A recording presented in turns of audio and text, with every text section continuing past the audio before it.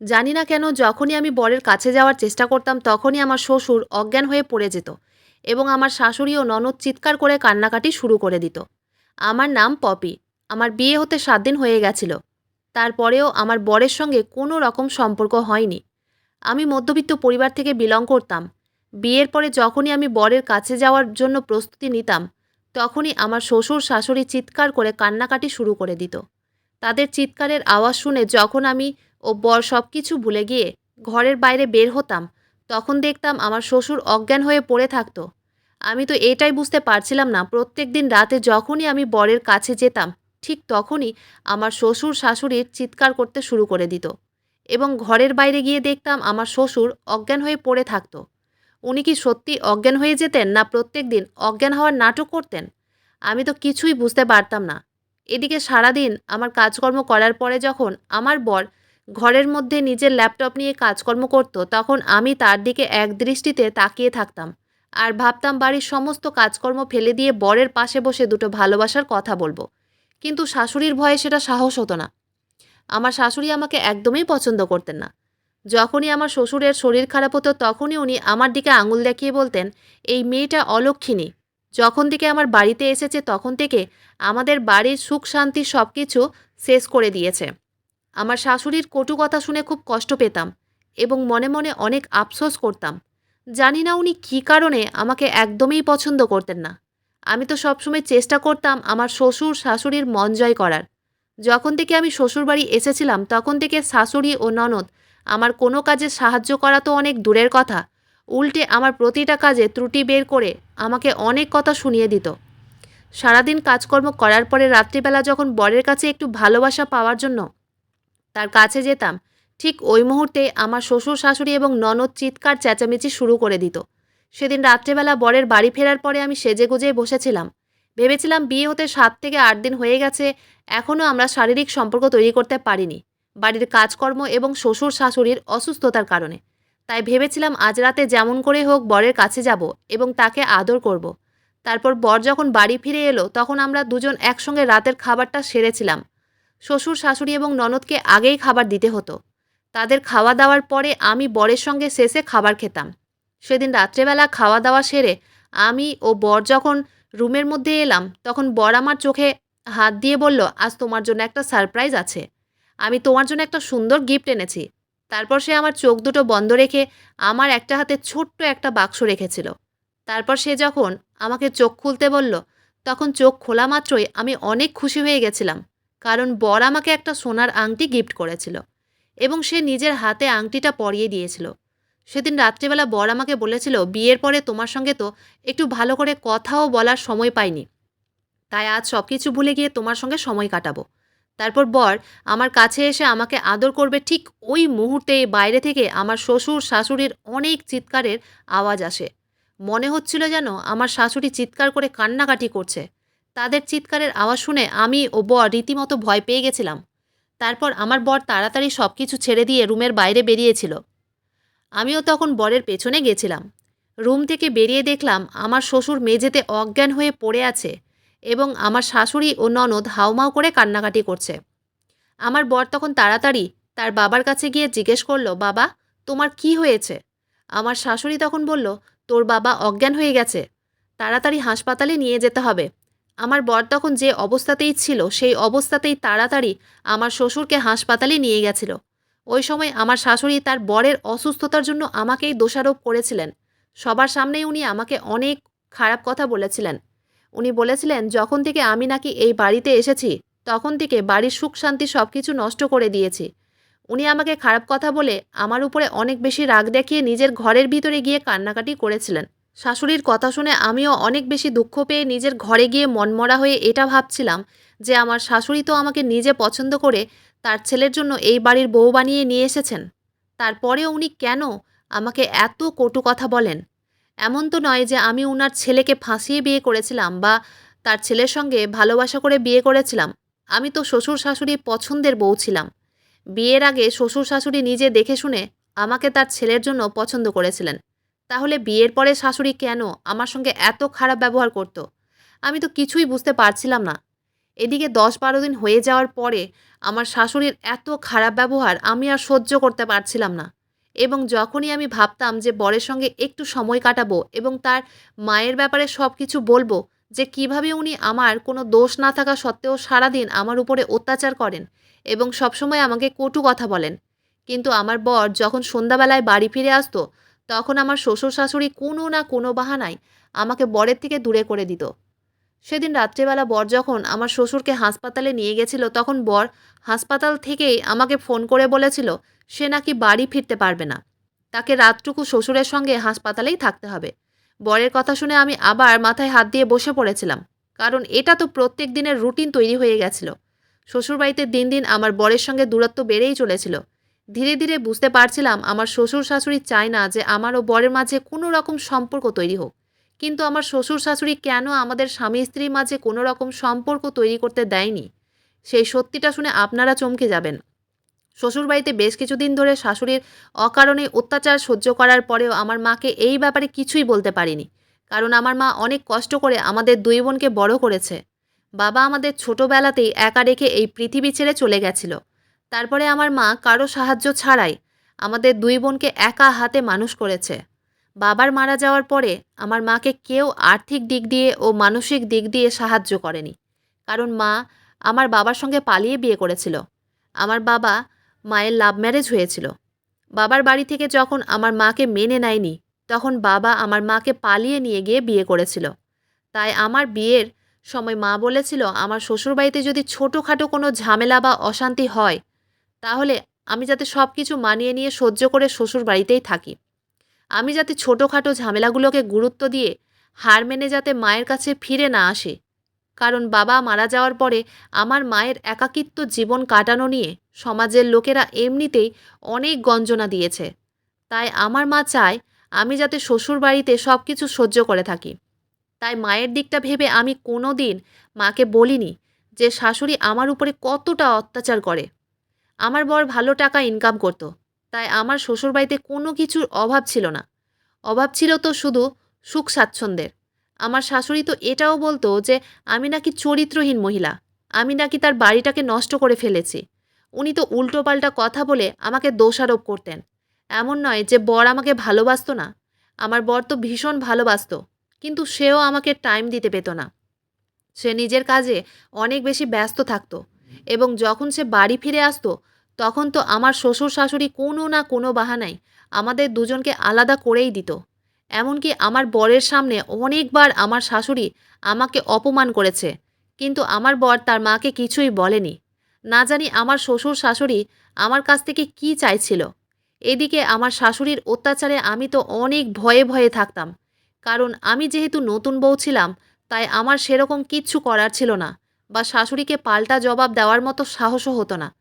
একদিন আমার শ্বশুর যখন দুপুরবেলায় আমাকে খাবার নিয়ে তার নিজের ঘরে ডাকলেন, তখন আমি শ্বশুরের খাবারটা নিয়ে ঘরে গেলাম। আমার শ্বশুর তো সারাদিন সুস্থ থাকতো, কিন্তু রাত হতেই আমি যখন আমার বরের সঙ্গে সময় কাটানোর প্রস্তুতি নিতাম, তার আগেই উনি অসুস্থ হয়ে পড়তেন। বুঝতে পারছিলাম না উনি কি সত্যিই অসুস্থ হয়ে পড়তেন না অসুস্থ হওয়ার নাটক করতেন। এদিকে উনি সারাদিন চটপটা খাবার খেতেন এবং এখানে সেখানে পুরো ঘরে ঘুরে বেড়াতেন। সারাদিন তো উনাকে দেখে মনেই হতো না যে উনি একজন অসুস্থ মানুষ, কিন্তু যেই রাত হতো উনি অসুস্থ হয়ে পড়তেন। সেদিন আমার শ্বশুরের ঘরে যখন খাবার নিয়ে গেলাম, তখন খাবারটা শ্বশুরের টেবিলে রাখতে আমি ঘর থেকে বেরিয়ে আসছিলাম, তখন আমার শ্বশুর বললেন, বৌমা, তুমি বাইরে কোথায় যাচ্ছ? আমার পাশে একটু বসো, তোমার সঙ্গে কিছু কথা আছে। ওই সময় আমার শাশুড়ি ঘরের ভিতরে ছিল না। এদিকে শ্বশুরমশাইয়ের কথাও অমান্য করতে পারিনি। তাই আমি সোফায় বসে পড়েছিলাম। তারপর শ্বশুরমশাইকে আমি যখন জিজ্ঞেস করলাম, বাবা, আপনার কিছু বলার ছিল? তখন উনি আমাকে কিছু না বলে শুধু একদৃষ্টিতে আমার দিকে তাকিয়েছিলেন। উনার তাকানো দেখে আমার নিজেকেই ভীষণ লজ্জা লাগছিল। তাই আমি মাথা নিচু করে চুপচাপ বসেই ছিলাম। ঠিক ওই সময় আমার শাশুড়ি ঘরের ভিতরে ঢুকে পড়েছিল। শাশুড়িকে ঘরের ভিতরে আসতে দেখেই তো আমি বুঝে গেছিলাম এবার উনি অনেক বড় হাঙ্গামা করবেন। কারণ উনি তো আমাকে এমনিতেই পছন্দ করতেন না। তখন আমি বুঝে গেছিলাম আমাকে শ্বশুরের ঘরে দেখে উনি নিশ্চয়ই কোনো ঝামেলা বাঁধবেন। তখন শাশুড়ি ঘরের ভিতরে ঢুকে আমার হাত ধরে টেনে ঘরের বাইরে নিয়ে গিয়ে বলল, তুই আমার বরের ঘরের ভিতরে কি করছিলি? তোকে কে বলেছে আমার বরকে খাবার দিতে? আমার বরকে খাবার দেওয়ার জন্য আমি এখনো বেঁচে আছি। তুই আমার বরকে খারাপ করতে চাইছিস? তুই নিজের জালে আমার বরকে ফাঁসাতে চাইছিস? তোর মতো চরিত্রহীন মহিলাকে জানি না আমি কি করতে বাড়ির বউ করেছিলাম। যখন থেকে তুই আমাদের বাড়িতে এসেছিস তখন থেকে অশান্তির সৃষ্টি হয়েছে। আমি আজকেই আমার ছেলেকে বলে তোকে এই বাড়ি থেকে বের করে দিব। তোর লজ্জা করে না আমার বরকে নিজের জালে ফাঁসাতে? আমার শাশুড়ি তো আমাকে কিছু বলার সুযোগ দেয়নি। উনি নিজেই চিৎকার করে হাত বসিয়ে দিয়েছিলেন। আমাদের বাড়ির আশেপাশের লোকেরাও আমার শাশুড়ির চিৎকার শুনে আমাদের বাড়ির সামনে এসে জড়ো হয়েছিল। ওদিকে আমার শ্বশুর সব কিছু দেখার পরেও নিজের মনের আনন্দে খাবার খেয়েই যাচ্ছিলেন। উনি একবারও আমার সাপোর্টে কিছু বলেননি। উনি একবারও আমার শাশুড়িকে বলেননি যে আমার কোনো দোষ নেই। উনি আমাকে খাবার নিয়ে নিজের ঘরে ডেকেছিলেন। আমার শাশুড়ির অত্যাচারের কারণে সেদিন আমার মনে হয়েছিল সব কিছু ছেড়ে দিয়ে আমি মায়ের বাড়ি চলে যাব। কারণ বিয়ে হতে সবাই কিছুদিন হয়েছিল, তার মাঝে আমার শাশুড়ির এত অত্যাচার আমি আর সহ্য করতে পারছিলাম না। এদিকে আমার বর তো তার কাজে এত বেশি ব্যস্ত হয়ে পড়েছিল যে সে তো মাঝে মধ্যে রাতের বেলাতেও ওভার ডিউটি করত। তখন সেই দিনগুলোতে রাতের বেলাও বাড়ি ফিরে আসতো না। একে তো আমার বরের সঙ্গে ঠিকঠাকভাবে কথাও হতো না। আদর যত্ন ও ভালোবাসা পাওয়া তো অনেক দূরের কথা। তার মাঝে আমার শাশুড়ির এত অত্যাচার, এই সব কিছু একেবারে আমার সহ্যের বাইরে ছিল। এমনকি আমি তো সারাদিন ভূতের মতো বাড়ির সমস্ত কাজ করতাম। তারপরেও উনি লুকিয়ে আমার বরকে ফোন করে আমার ব্যাপারে মিথ্যে কথা বলতেন যে আমি নাকি বাড়ির একটাও কাজকর্ম করি না। আমি নাকি সারাদিন ছাদের উপরেই বসে থাকি। আমি নিজের কানে শুনেছিলাম শাশুড়ি আমার বরকে আমার ব্যাপারে মিথ্যে কথা বলে তার মনে বিষ ঢেলে দিতে চেয়েছিলেন, যাতে আমার বর আমাকে ঘৃণা করে। সেদিন আমার অনেক মন খারাপ ছিল। আমি ঘরে বসে একা একা এটাই ভাবতাম যে আমি এমন কী দোষ করেছি যার জন্য শাশুড়ি আমাকে মোটেই পছন্দ করে না। অথচ বিয়ের আগে যখন শ্বশুর শাশুড়ি আমাকে দেখতে গিয়েছিল তখন আমাকে প্রথম দেখাতেই তারা তাদের ছেলের জন্য পছন্দ করেছিল এবং আমার মাকে কথা দিয়েছিলেন যে বিয়ের পরে উনি আমাকে নিজের মেয়ের মতো করে ভালোবাসবেন, আমার কোনো কষ্ট হতে দিবেন না। তাহলে আমার শাশুড়ি বিয়ের পরে কেন আমার সঙ্গে এত খারাপ ব্যবহার করতেন?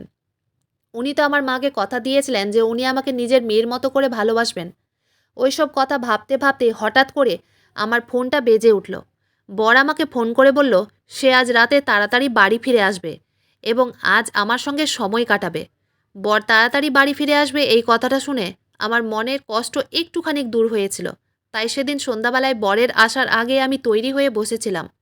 তারপর রাত্রিবেলা খাওয়া দাওয়া সেরে যখন আমরা নিজের রুমে এলাম তখন বর আমার হাত ধরে বলল, আমি জানি তুমি আমার উপরে রাগ করে আছো, কারণ আমাদের বিয়ে হতে ১০-১২ দিন হয়ে গেছে কিন্তু আমি এখনও তোমাকে ঠিকঠাকভাবে সময় দিতে পারিনি, না তোমাকে তোমার অধিকার দিতে পেরেছি। তাই আজ সব কিছু ভুলে গিয়ে আমরা দুজনে একে অপরকে ভালোবাসবো।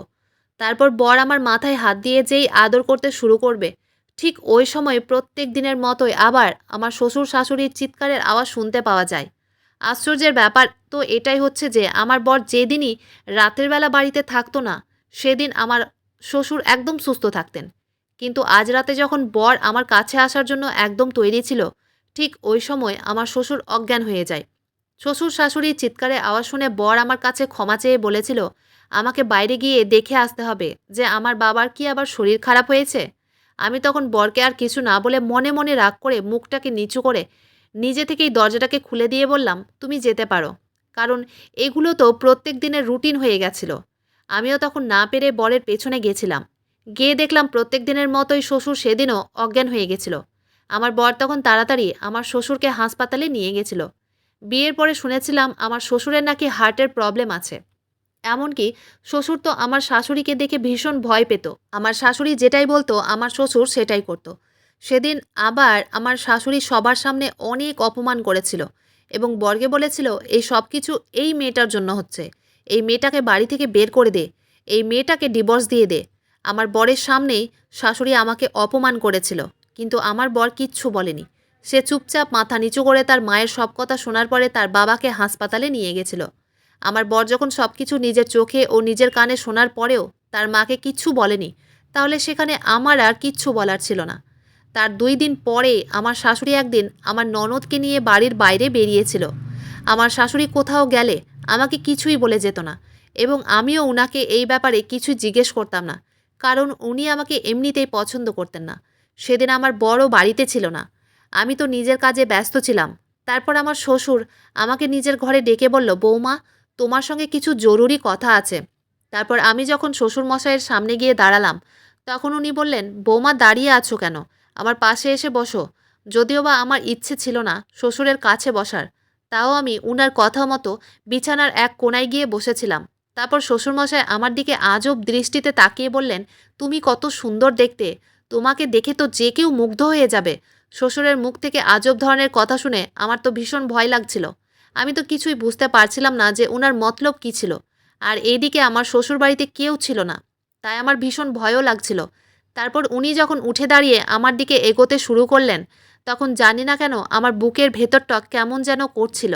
আমি তখন না পেরে শ্বশুরমশাইকে বললাম, বাবা, আপনি কি বলতে চাইছেন? আপনি এইগুলো কী ধরনের কথা বলছেন? তারপর উনি যখন আমার কোনো কথার গুরুত্ব না দিয়ে আমার দিকে এগোতে শুরু করেছিলেন, তখন আমি ভয়ে ঘর থেকে বাইরে বেরিয়ে গিয়েছিলাম। আমি তো কিছুই বুঝতে পারছিলাম না আমার শ্বশুরের মনের ভিতরে কী চলছিল। তারপর ওই সময় আমি ভয়ে ঘরের বাইরে বেরোতেই যাব ঠিক তখনই আমার শাশুড়ি বাইরের দরজা দিয়ে ঘরের ভেতরে প্রবেশ করলো।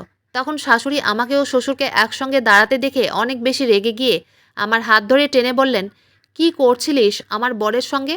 আমি একটুখানি বাড়ির বাইরে গেছি কিনা তার মাঝে তুই আমার বরকে আমার থেকে কেড়ে নিতে চেয়েছিলিস? আজ আমার ছেলেকে বাড়িতে আসতে দে। আজ তোকে বাড়ি থেকে বের করেই ছাড়বো। তোর মতো মেয়েকে আমি আর একটা দিনও এই বাড়িতে থাকতে দেব না। আমি তখন শাশুড়ি মাকে বলেছিলাম, মা, এতদিন আমি আপনাকে কিচ্ছু বলিনি। আমি চুপচাপ আপনার দুর্ব্যবহার এবং কটু কথা সহ্য করে গেছি। কিন্তু আমি আর অন্যায় সহ্য করব না। আপনি আমাকে কি বাড়ি থেকে বের করবেন? আমি আজকেই এই বাড়ি ছেড়ে নিজে থেকে চলে যাব। কারণ এই বাড়িতে থেকে না আমি বরের ভালোবাসা পেয়েছি, না আপনি আমাকে বাড়ির বউয়ের দরজা দিয়েছেন। তাই আমার এই ঘরে থাকার কোনো মানেই হয় না। সেদিন রাত্রেবেলা যখন আমার বর অফিস থেকে বাড়ি ফিরে এসেছিল, তখন আমার শাশুড়ি বরকে আমার ব্যাপারে অনেক উল্টোপাল্টা ও মিথ্যে কথা বলেছিল। আমি তখন বরকে বলেছিলাম, এই বাড়িতে আমি আর একটা মুহূর্ত থাকবো না। কারণ বিয়ে হতে 15 থেকে 20 দিন হয়ে গেছে, কিন্তু তুমি আমাকে এখনও আমার অধিকার দাওনি। না তুমি আমার সঙ্গে বসে দুটো কথাও বলেছ। তুমি যখন আমাকে নিজে থেকে সময় দিতে পারবে না, তাহলে আমি এই বাড়িতে আর কার ভরসায় থাকবো? আমি আর একটা মুহূর্ত এখানে থাকবো না। আমি মায়ের কাছে ফিরে যাব। আমার শাশুড়ি তখন বরকে বলল, হ্যাঁ হ্যাঁ, এই অলক্ষিণীকে বাড়ি থেকে বের করে দে। তারপরে তোর একটা ভালো মেয়ে দেখে বিয়ে দিব। আমি জানতাম আমার বর আমাকে অনেক ভালোবাসতো। বাড়ির লোকেদের জন্য সে আমাকে সময় দিতে পারতো না।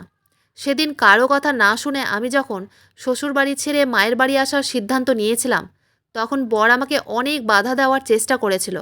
সেদিন আমি শাশুড়ি ও বরকে একটা কথা বলেছিলাম যে, আপনারও মেয়ে আছে। আপনার মেয়ের সঙ্গে যখন তার শাশুড়ি ঠিক এতটাই খারাপ ব্যবহার করবে যতটা আপনি আমার সঙ্গে করেছেন, এবং আপনার মেয়েও যখন তার শ্বশুরবাড়ি ছেড়ে আপনার বাড়িতে এসে থাকবে, সেদিন আপনি বুঝতে পারবেন যে আপনি আমার সঙ্গে কতটা অন্যায় করেছেন। সেদিন আমি বরেরও কোনো কথা শুনিনি, কারণ আমি বুঝে গেছিলাম ওই বাড়িতে থেকে কোনো দিন বরের ভালোবাসা পাবো না।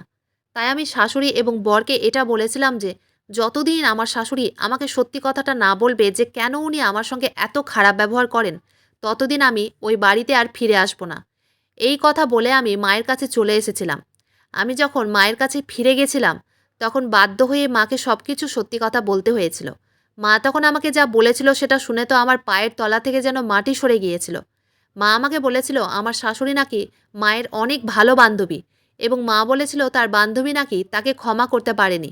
সেদিনের পর থেকে মা আমার কাছেই ক্ষমা চাইতো এবং বলতো, আমিই তোর জীবনটাকে নষ্ট করে দিয়েছি। আমি তো কিছুই বুঝতে পারছিলাম না মা কী ব্যাপারে কথা বলছিল, এবং শাশুড়ি বা কী কারণে আমার মাকে এখনও ক্ষমা করতে পারেনি। আমি মাকে এই ব্যাপারে অনেক জিজ্ঞেস করেছিলাম, কিন্তু মা আমাকে এই ব্যাপারে কোনো কথাই বলেনি। মায়ের বাড়ি এসে আমি ভেতরে ভেতরে খুব কষ্টে ছিলাম।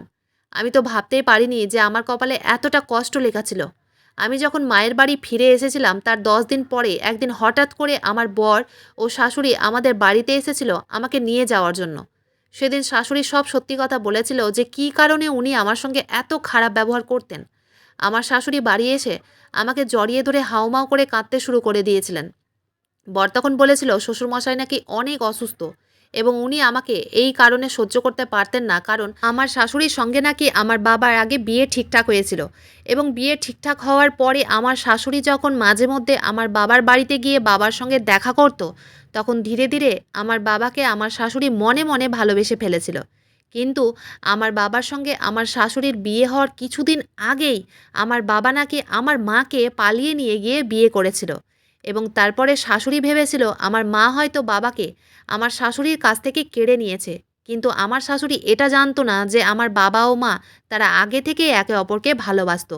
পরে আমার মা যখন জানতে পেরেছিল যে বাবার সঙ্গে নাকি তার বান্ধবীর মানে আমার শাশুড়ির সঙ্গে বিয়ে ঠিকঠাক হয়েছিল, তখন আমার মা শাশুড়ির কাছে ক্ষমা চেয়েছিল। আমার শাশুড়ি নাকি আমার মাকে ক্ষমাও করেছিল। কিন্তু আমার শাশুড়ি যখন পরে আমার শ্বশুরের সঙ্গে বিয়ে হয়, তখন উনি যখন জানতে পেরেছিলেন যে আমি তার বান্ধবীর মেয়ে, তখন শাশুড়ি প্ল্যান করে নিজের ছেলের জন্য আমাকে পছন্দ করেছিলেন এবং আমার মায়ের মনে এটা বিশ্বাস জাগিয়েছিল যে শাশুড়ি আমার মাকে অনেক আগেই ক্ষমা করে দিয়েছে এবং শাশুড়ি আমার মাকে বলেছিল তোর মেয়ের সঙ্গে আমার ছেলের বিয়ে দিব এবং আমাদের দুজনের বন্ধুত্বের সম্পর্কটাকে আরও গভীর করে নেব। আমার মা শাশুড়ির কথায় বিশ্বাস করে আমার বিয়ে দিয়েছিল। তারপর আমার শাশুড়ি নিজের বদলা পুরো করার জন্য আমার সঙ্গে খুবই খারাপ ব্যবহার করেছিল। উনি নিজের বদলা নিতে চেয়েছিলেন আমার জীবনটাকে নষ্ট করে দিয়ে। তাই উনি আমার বেডরুমের মধ্যে ছোট্ট একটা ক্যামেরা লাগিয়ে রেখেছিলেন, যাতে আমার সঙ্গে বরের কোনো রকম সম্পর্ক তৈরি না হয়, যেটার ব্যাপারে আমিও বর জানতাম না। আর এই জন্যই বর যখনই আমার কাছে আসতো তখনই আমার শ্বশুর ও শাশুড়ি চিৎকার করতে শুরু করে দিত। তাই শাশুড়ি প্রত্যেক দিন রাতে আমার ও বরের মাঝে সম্পর্ক তৈরি হওয়ার আগে আমার শ্বশুরকে বলতেন অজ্ঞান হওয়ার নাটক করতে। আমার শ্বশুর তো শাশুড়িকে দেখে অনেক ভয় পেত। আমার শাশুড়ি শ্বশুরকে যা বলতো উনি তাই করতেন।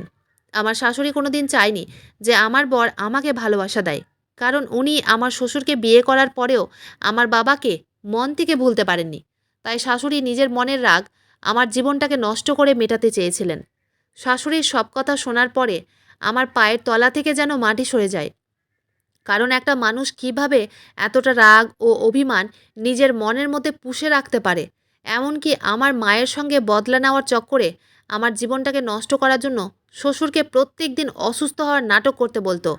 অসুস্থতার নাটক করতে করতে শ্বশুরমশাই আজ সত্যি এতটা অসুস্থ হয়ে পড়েছেন যে উনি হয়তো খুব তাড়াতাড়ি এই পৃথিবী ছেড়ে চলে যেতে পারেন। শাশুড়ির অত্যাচারে আমি যখন শ্বশুরবাড়ি ছেড়ে বাপের বাড়ি চলে এসেছিলাম, তারপরে সত্যি আমার শ্বশুর যখন অনেক বেশি অসুস্থ হয়ে পড়েছিল, তখন আমার শাশুড়ি নিজের ভুল বুঝতে পেরেছিল যে উনি আমার সঙ্গে কতটা অন্যায় করেছেন। তাই উনি নিজের ভুল বুঝতে পেরে আমার কাছে ক্ষমা চেয়ে শ্বশুরবাড়ি নিয়ে যেতে এসেছিলেন। সেদিন আমার শাশুড়ির চোখে আমার জন্য কষ্ট দেখতে পেয়েছিলাম। উনি আমার হাত ধরে ক্ষমা চেয়েছিলেন এবং সেদিন মাও আমার শাশুড়ির হাত ধরে ক্ষমা চেয়েছিল এবং মা বলেছিল সে জানতো না যে আমার বাবার শাশুড়ির সঙ্গে আগে বিয়ে ঠিক হয়েছিল। সেদিন আমার শাশুড়ি নিজে থেকে আমার মাকে বলেছিল যা হওয়ার তা তো হয়েই গেছে। ওই কথাগুলো ভুলে গিয়ে আমরা নতুনভাবে নিজেদের সম্পর্ক গড়ে তুলব। সেদিন আমার বর খুব খুশি ছিল আমাকে নিজের সঙ্গে নিয়ে যাওয়ার জন্য, কারণ সেও আমাকে অনেক ভালোবাসতো। তারপর সব কিছু ঠিকঠাক হয়ে যাওয়ার পরে আমি শাশুড়ি ও বরের সঙ্গে বাড়ি ফিরে গেছিলাম। বাড়ি যাওয়ার পরে আমি ও শাশুড়ি শ্বশুরের অনেক সেবা যত্ন করেছিলাম এবং ভালো ডাক্তার দেখানোর পরে আমার শ্বশুরকে সুস্থ করে তুলতে পেরেছিলাম। সব কিছু ঠিকঠাক হয়ে যাওয়ার পরে বর প্রত্যেক দিন রাতে আমাকে সময় দিত এবং খুব ভালোবাসতো। আজ আমি বরের ভালোবাসা পেয়ে খুব তাড়াতাড়ি মা হতে চলেছি এবং আমার শাশুড়ি ও শ্বশুর ভীষণ খুশি এটা শুনে যে খুব তাড়াতাড়ি তারা নাতি নাতনিদের মুখ দেখতে চলেছে। আমি এখন শ্বশুরবাড়িতে সবাইকে নিয়ে খুব সুখে আছি। আমার শাশুড়ি এখন আমাকে মেয়ের মতোই ভালোবাসেন। বন্ধুরা, আজকের গল্পটি এখানেই শেষ করছি। গল্পতে কোনো ভুল ত্রুটি থাকলে ক্ষমা করে দিবেন। গল্পটি ভালো লাগলে অবশ্যই লাইক, শেয়ার, সাবস্ক্রাইব করতে ভুলবেন না। ধন্যবাদ।